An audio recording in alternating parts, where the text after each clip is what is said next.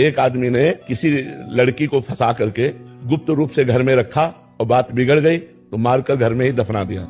और इतनी सफाई से कार्य किया कि किसी उस क्षेत्र की लड़की नहीं थी तो किसी को पता नहीं चला। 10 वर्ष व्यतीत हो गए। सामने स्वर्णकार का मकान था तो कुछ राजकीय कर्मचारी उसके यहाँ आया करते थे, स्वर्णकार के यहाँ, और वो ऐसा नंबर 2 का काम करता था।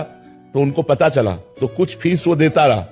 अब धीरे धीरे खान पान रात्रि भर वहीं रुकना, तो उनको पता चल गया कि तिजोरी कहाँ है, पैसा कहाँ है। सब रात्रि में स्वर्णकार को मार डाला राजकीय कर्मचारियों ने, और उनका सब सामान लेकर बाग से लेकर निकल रहे थे। तो वो आदमी लघु शंका के लिए निकला, जो 10 वर्ष पहले केस कर चुका था और कुछ नहीं, कोई नहीं जान पाया।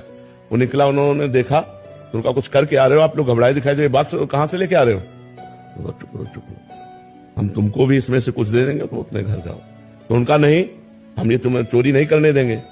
तो उसने कहा हम चोरी नहीं किया, हम उसको मार के भी आ रहे हैं, अगर तुम्हें चैन से जीना है तो इसमें कुछ हिस्सा ले लो और जाओ। तो उसने कहा बिल्कुल नहीं ले सकते, हल्ला मचा रहे हैं। बोले मचाओ हल्ला। उसने हल्ला मचा दिया तो उसने उसको पकड़ लिया, हल्ला मचाने वाले को, और कहा अब भाग के कहां जाएगा?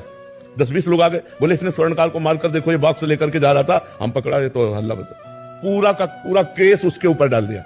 अब जब साक्ष्य और सब प्रमाण मिल रहे हैं तो जब जज के सामने गया, बहुत रोया और उसने कहा हृदय से कहता हूं, फांसी तो तुम्हें देना है, फांसी दे दो, आजीवन कारावास देना, आजीवन, हृदय से कहता हूं मैंने पाप नहीं किया। तो उसने कहा सच्ची बताओ, भगवान को साक्षी करके बताओ, तुमसे कोई ऐसा पाप हुआ है क्या इस जन्म में जिसका तुम्हें दंड नहीं मिला? जज ने कहा कोई ऐसा पाप हुआ है जिसका तुम्हें दंड नहीं मिला, सच्ची बताना। उसने हृदय से बताया कि हाँ ऐसा। तो देखो वो पाप कैसे फंसा दिया, उसको कैसे फंसा दिया, लघु शंका के लिए निकला, केस बन गया।